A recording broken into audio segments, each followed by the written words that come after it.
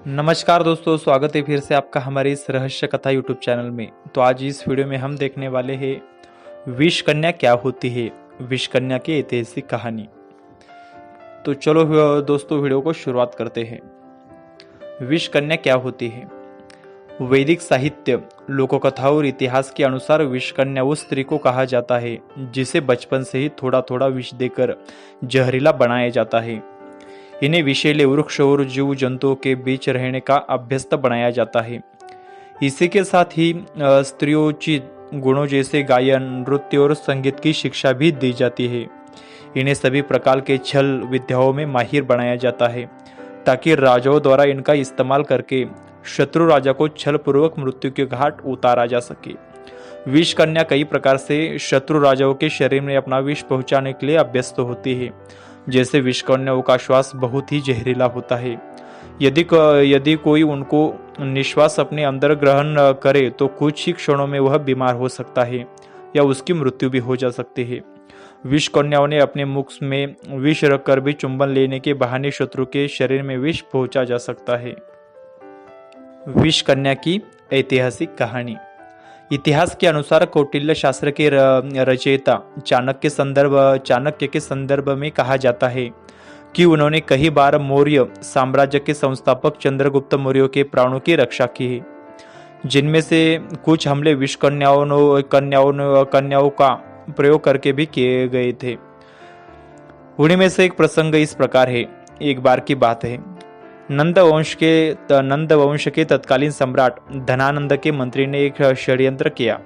उसने छल पूर्वक विजय अभियान से लौटकर आए हुए चंद्रगुप्त मौर्य के स्वागत में एक विष कन्या को भेजा। किंतु विष कन्या जैसे ही चंद्रगुप्त के रथ के सामने आई, चाणक्य ने उससे रोक दिया और चंद्रगुप्त के साथी राजा प्रवर्तक से कहा कि इस रूपवती स्त्री को तुम स्वीकार करो। राजा प्रवर्तक ने विष कन्या का स्वीकार कर लिया। राजा प्रवर्तक युद्ध में चंद्रगुप्त मौर्य का सहयोगी था, अतः राजा के नीति नियमों के अनुसार उसे अधिराज्य का स्वामी बनाया जाना था। किंतु जैसे ही उसने विष कन्या का हाथ पकड़ा, विष कन्या के हाथों में लगा पसीना उसे लग गया, जिससे प्रवर्तक के शरीर में विष फैल गया और वह बीमार पड़ गया। उसने मित्र चंद्रगुप्त मौर्य को मदद के लिए बुलावा भेजा। चंद्रगुप्त ने राजा के सभी वैद्यों के उसकी चिकित्सा करने के लिए नियुक्त कर दिया, किंतु जहर शरीर में इतना फैल चुका था कि उसे कोई नहीं बचाया जा सका और अतः उसकी मृत्यु हो गई। इस घटना से कुछ इतिहासकार यह मतलब निकालते हैं कि चाणक्य ने जानबूझकर विष कन्याओं को राजा प्रवर्तक के पास भेजा था। उनका मानना है कि चंद्रगुप्त के प्राण की रक्षा के लिए राजा प्रवर्तक का मरना जरूरी था। राजनीतिक नियमों के अनुसार जब किसी राजा को दो राज्यों में आधा आधा बांटा जाता है तो एक न एक दिन उनमें अपने आपस में युद्ध अवश्य होता है, किंतु यह महज एक अनुमान मात्र है। इस घटना के बाद चाणक्य ने चंद्रगुप्ता को भविष्य में विष कन्या और विष के प्रभाव से बचाने के लिए भोजन के साथ अल्प मात्रा में जहर देना शुरू कर दिया था। दिन प्रतिदिन उसके आहार में विष की मात्रा बढ़ते रहने की व्यवस्था की, ताकि चंद्रगुप्त भविष्य में जाने अनजाने में भी किसी विष कन्या के संपर्क में आए तो उससे सुरक्षित रह सके। इस प्रकार चंद्रगुप्त विष के प्रभाव से संपूर्ण सुरक्षित था।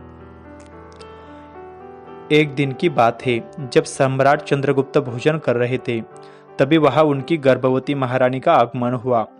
महाराज को भोजन करते देख रानी की भी इच्छा हुई कि महाराज के साथ भोजन करे।